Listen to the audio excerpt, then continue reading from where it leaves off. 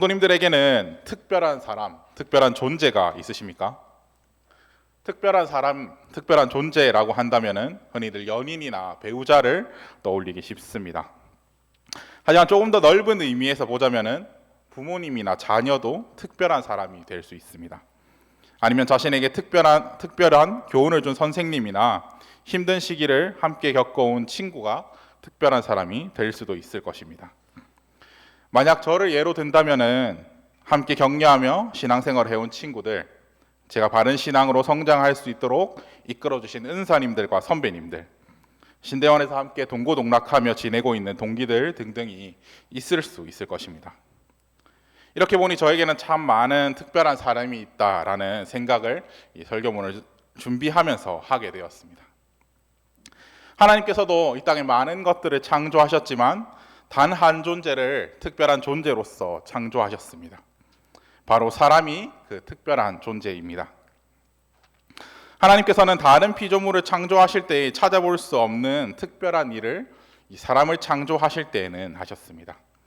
오늘 말씀은 창세기 1장과 마찬가지로 하나님께서 천지를 창조하시던 사건을 다루고 있습니다.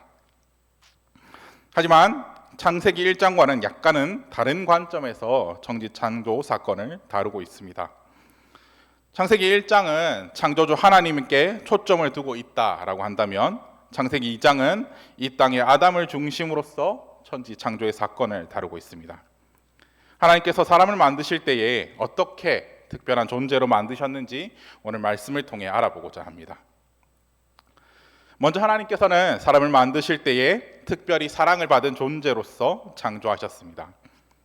오늘 말씀에서는 하나님께서 천지를 창조하시던 당시의 모습을 묘사하고 있습니다. 오늘 말씀 5절에서 6절의 말씀을 보시게 되면 여호와 하나님이 땅에 비를 내리지 아니하셨고 땅을 갈 사람도 없었으므로 들에는 초목이 아직 없었고 밭에는 채소가 나지 아니하였으며 안개만 땅에서 올라와 온 지면을 적셨더라라고 묘사하고 있습니다. 이 두 절의 말씀에서 땅이라는 단어를 반복하여 사용함으로써 이 말씀의 초점이 땅 위에 있다라는 사실을 알 수 있습니다. 여기서 땅에 아직까지 식물이 없는 이유를 두 가지로 말하고 있습니다. 첫 번째는 하나님께서 아직 비를 내리시지 않았다라고 말하고 있고, 두 번째로는 경작할 사람이 없었기 때문이라고 말하고 있습니다. 땅에 비를 내리시는 하나님의 은혜와 사람이 수고하는 그 노동을 동일선상에 두시면서 사람에게 특별한 의미를 부여하십니다. 이어서 하나님께서는 사람을 창조하시는 사건에 대해서 이야기하고 있습니다. 오늘 말씀 7절을 보시게 되면 여호와 하나님이 땅의 흙으로 사람을 지으시고 생기를 그 코에 불어 넣으시니 사람이 생령이 되니라 라고 말하고 있습니다. 창세기 1장에서 사람을 하나님의 형상으로 만들었다라는 사실을 강조했다면은 창세기 2장에서는 하나님과 인간 사이의 친밀한 관계를 강조하고 있습니다. 창세기 2장에서 묘사하고 있는 이 하나님께서 사람을 창조하시는 모습은 마치 하나님께서 얼굴을 사람의 얼굴에 가까이 가져다 대시고 그 코에 입을 대시듯이 생기를 불어넣고 계시는 모습입니다. 연인이나 부부처럼 가까운 관계가 아니라면은 하기에 힘든 모습입니다. 이처럼 하나님께서는 인간을 만드실 때에 특별하고 친밀한 사랑의 대상으로 창조하셨음을 이 말씀을 통해 우리는 알 수 있습니다. 사람이 아닌 다른 생물을 창조하시는 과정에서도 하나님께서 인간에게 특별한 사랑을 더하셨음을 우리는 알 수 있습니다. 창세기 2장 19절의 전반부를 보시게 되면 여호와 하나님이 흙으로 각종 들짐승과 공중의 각종 새를 지으시고 라고 이야기하고 있습니다. 다들 잘 아시다시피 하나님께서 사람이 아닌 다른 생물을 지으실 때도 동일하게 흙으로 만드셨습니다. 하지만 하나님께서 생기를 불어넣으시는 과정은 다른 생물들을 창조하는 과정에서는 생략되어 있다라는 사실을 알 수 있습니다. 여기서도 사람이 하나님의 특별한 사랑을 받아 창조되었다라는 사실을 우리는 알 수 있습니다. 이렇게 사람이 하나님의 특별한 사랑을 받았다는 가장 큰 증거는 바로 예수 그리스도입니다. 로마서 5장 8절을 보시게 되면 우리가 아직 죄인 되었을 때에 그리스도께서 우리를 위하여 죽으심으로 하나님께서 우리에 대한 자기의 사랑을 확증하셨느니라 라고 말하고 있습니다. 하나님께서는 자신의 아들을 내어주시기까지 우리를 사랑하셨습니다. 우리는 이 말씀 외에도 많은 말씀을 통하여 하나님의 크신 사랑을 우리가 받았다라는 사실을 알 수 있습니다. 이렇게 사랑이 많으신 하나님을 다른 말씀에서는 사랑 그 자체로서 표현하기도 합니다. 요한 1서 4장 16절의 전반부에서는 하나님이 우리를 사랑하시는 사랑을 우리가 알고 믿었노니 하나님은 사랑이시라 라고 고백하고 있습니다. 하나님은 이처럼 우리를 향해 크고 특별한 사랑을 끊임없이 부어주고 계십니다. 하나님의 특별한 사랑을 받으신 성도 여러분, 이렇게 특별한 사랑을 받은 사람으로서 우리는 어떻게 살아가야겠습니까? 우리 또한 이 사랑을 받은 자로서 사랑을 하며 살아가야 할 것입니다. 먼저는 우리를 사랑하신 그 하나님을 사랑하며 우리를 먼저 사랑하신 그 하나님께 우리의 사랑을 드리며 그 하나님의 사랑을 찬양해야 할 것입니다. 그리고 이 넘치게 받은 이 사랑을 다른 사람을 향해 흘려보내며 우리는 살아야 할 것입니다. 다른 사람을 향해 사랑을 흘려보낸다라는 것은 사실은 특권입니다. 메말라버린 우물에서 물을 길어 올린다라는 것은 불가능한 일입니다. 마찬가지로 내 안에 사랑이 넘치게 부어지지 않는다라고 한다면 사랑을 흘려보낼 수 없습니다. 우리가 하나님께 넘치는 사랑을 받았기 때문에 다른 사람을 향해 사랑을 흘려보낼 수 있습니다. 그렇게 하나님의 사랑을 알지 못하는 사람에게 하나님의 사랑을 흘려보내 하나님의 사랑으로 초대하고 하나님의 사랑을 고백하게 하고 그 사람이 또다시 다른 한 사람을 하나님의 사랑으로 초대하게 하는 이 사랑의 선순환이 일어나도록 해야 합니다. 하나님의 특별한 사랑을 받으신 우리 사천온누리교회 성도님들을 통해 이 사랑의 선순환이 일어나기를 주님의 이름으로 바랍니다. 두 번째로 하나님께서는 사람을 특별히 교제를 나누는 존재로서 창조하셨습니다. 오늘 말씀에서 하나님께서는 에덴 동산을 아름다운 곳으로 창조하시고 사람을 그곳에서 살도록 하셨다라고 말하고 있습니다. 오늘 말씀 8절에서 9절을 보시게 되면 여호와 하나님이 동방의 에덴에 동산을 창설하시고 그 지으신 사람을 거기 두시니라.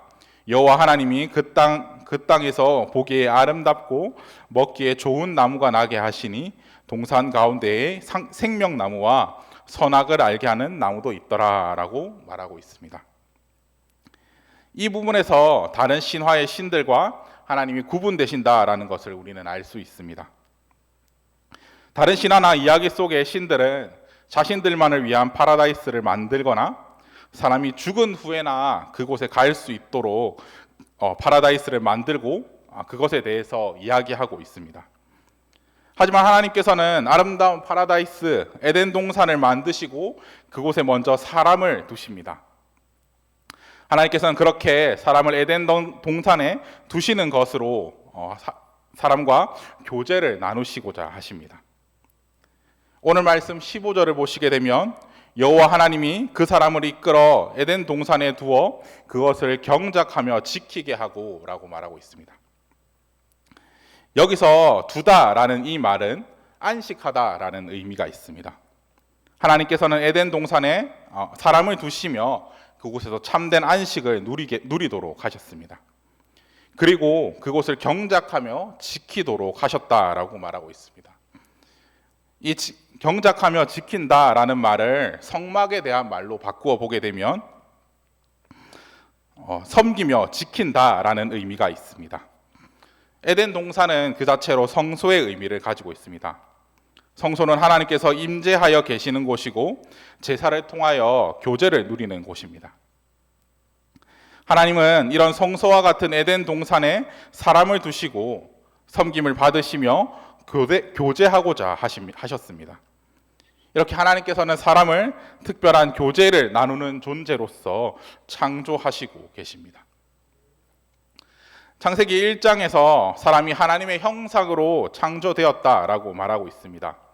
이 말씀의 의미는 하나님과 사람이 교제하도록 창조되었다라는 의미입니다.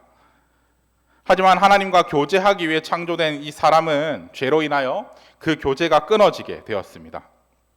교제가 끊어진 것을 넘어 원수된 관계가 되었습니다.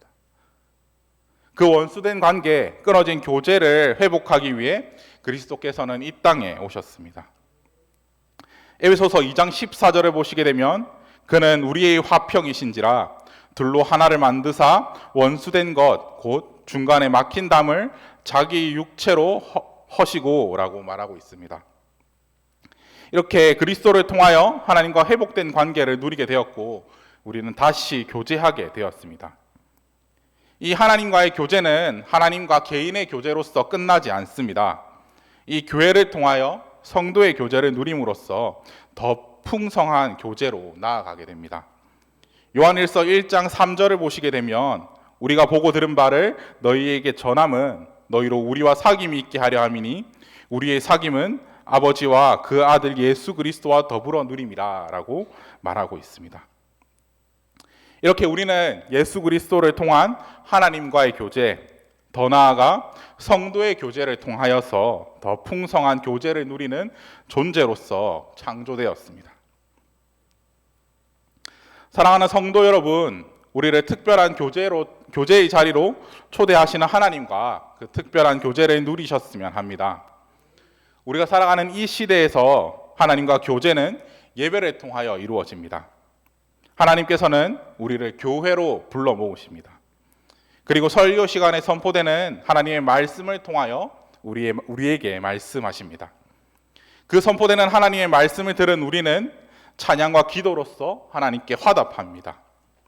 이렇게 우리는 하나님과 교제의 시간을 누리게 됩니다. 에덴 동산에 사람을 두시고 찾아오셨던 것처럼 예배의 시간을 통해 하나님은 우리를 찾아오시고 말씀을 통해 자신을 모두 주십니다. 우리는 자신을 모두 주시는 그 하나님께 반응하여 우리의 모든 것을 하나님께 드리기로 다짐합니다. 그렇게 이번 한 주의 나의 삶도 모두 하나님께 드리기를 다짐하며 다시 세상으로 나아가게 됩니다. 우리와 특별히 교제하시기 원하시는 이 하나님을 기억하시며 매주 드려지는 교제의 자리, 예배의 자리를 사모하시는 우리 사천 온누리교회 성도님들 되시기를 주님의 이름으로 바랍니다. 마지막으로 하나님께서는 사람을 특별히 이 땅에 하나님의 대리 통치자의 역할을 하도록 창조하셨습니다. 오늘 말씀 19절을 보시게 되면 여호와 하나님이 흙으로 각종 들짐승과 공중의 각종 새를 지으시고 아담이 무엇이라고 부르나 보시려고 그것들을 그에게로 이끌어 가시니 아담이 각 생물을 부르는 것이 곧 그 이름이 되었더라라고 말하고 있습니다. 창조의 6일 중에 첫 3일 동안은 하나님께서 그 창조하신 것들을 직접 이름을 붙이시며 하나님의 다스리심을 나타내셨습니다. 하지만 나중 3일 동안 창조하신 것들은 하나님께서 아담에게 이름을 붙이시도록 하고 계십니다. 하나님께서 다스리심을 나타내던 그 일을 아담에게 맡기시며 아담을 하나님의 대리 통치자로서 세우신 것입니다. 이어서 하나님께서는 아담이 혼자서 있는 것이 좋지 못하다고 말씀하시면서 돕는 배필을 지으십니다. 오늘 말씀 20절을 보시게 되면 아담이 모든 가축과 공중의 새와 들의 모든 짐승에게 이름을 주니라 아담이 돕는 배필이 없으므로 라고 말하고 있습니다. 오늘 말씀은 하나님께서 하와를 만드신 이유가 아담을 돕기 위해서라고 말하고 있습니다. 그렇다면 아담의 어떤 일을 돕는다는 것일까요? 먼저는 창세기 1장에서 명령하고 계신 생육하고 번성하여 땅에 충만하라 하는 이 명령입니다. 이 명령은 아담 혼자서 수행할 수 없는 것이기 때문에 하나님께서는 하와를 돕는 배필로서 지으셨습니다. 그리고 오늘 말씀에 나타난 것처럼 하나님의 이 대리 통치자가 되어 땅을 다스리는 이 일을 돕도록 하신 것입니다. 이처럼 하나님께서는 사람을 하나님의 대리 통치자라는 특별한 역할을 하도록 창조하셨습니다. 하나님께서 인간을 특별하게 지으신 사건의 절정이 바로 이 부분입니다. 동일한 피조물인 인간을 특별히 사랑하셔서 창조주의 역할인 다스림의 역할을 맡기신 이 사건입니다. 이렇게 보잘것없는 사람에게 하나님의 일을 맡기셨다는 이 은혜가 너무 크다라는 사실을 알았던 다윗은 시편을 통해 이 하나님의 은혜를 찬양하고 있습니다. 시편 8편 4절에서 6절의 말씀을 보시게 되면 사람이 무엇이기에 주께서 그를 생각하시며 인자가 무엇이기에 주께서 그를 돌보시나이까. 그를 하나님보다 조금 못하게 하시고 영화와 존귀로 관을 씌우셨나이다. 주의 손으로 만드신 것을 다스리게 하시고 만물을 그의 발 아래 두셨으니 라고 다윗은 찬양하고 있습니다. 사람은 이렇게 창조되었지만 죄로 인하여서 그 역할을 온전히 수행할 수 없게 되었습니다.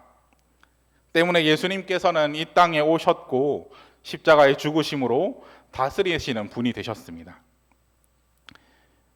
이 그리스도의 은혜로 말미암아 우리 또한 그 역할을 회복하게 되었다라고 말씀하십니다. 히브리서 2장 9절을 보시게 되면 오직 우리가 천사들보다 잠시 동안 못하게 하심을 입은 자 곧 죽음의 고난을 받으심으로 말미암아 영광과 존귀로 관을 쓰신 예수를 보니 이를 행하심은 하나님의 은혜로 말미암아 모든 사람을 위하여 죽음을 맛보려 하심이다 라고 말하고 있습니다.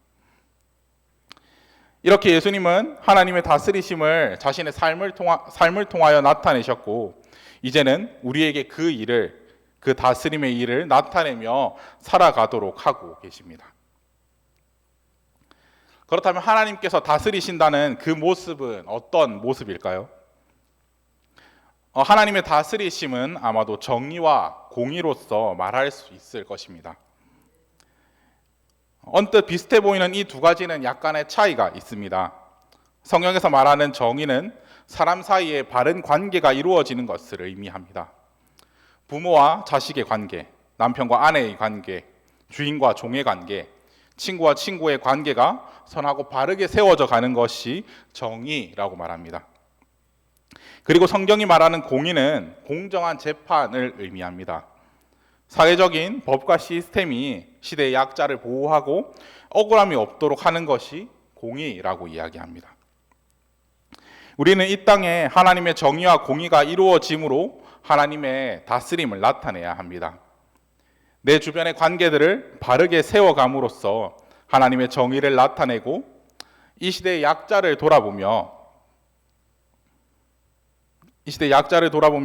그들이 억울함이 없도록 돕는 것이 공의를 세워가는 것입니다. 하나님께서 우리를 하나님의 대리 통치자로 세우셨음을 기억하며 하나님의 다스리심을 이 땅 가운데 나타내시는 우리 사천 온누리교회 성도님들 되시기를 주님의 이름으로 바랍니다. 네, 말씀을 맺고자 합니다.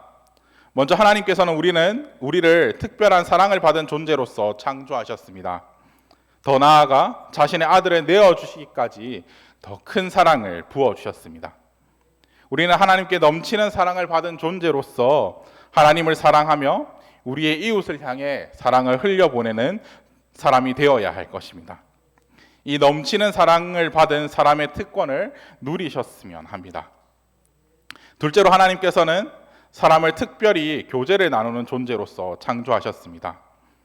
하나님과 교제하도록 하나님의 형상으로 만드셨고 죄로 인하여 깨어진 관계를 그리스도를 통하여 회복하셨습니다. 우리는 예배의 자리를 통하여 하나님과 교제하게 됩니다. 이 매주 드려지는 예배의 자리가 특별한 교제의 자리임을 기억하시며 이 자리를 사모하셨으면 합니다. 마지막으로 하나님께서는 우리를 특별히 대리 통치자의 역할을 하도록 창조하셨습니다. 하나님께서 다스리신다는 것은 정의와 공의로 다스리는 것을 의미합니다. 진정한 의미의 정의와 공의를 찾기 힘든 이 시대 가운데서 하나님의 다스리심을 삶으로 나타내며 살아가도록 우리는 힘써야 할 것입니다. 네, 함께 찬송하도록 하겠습니다.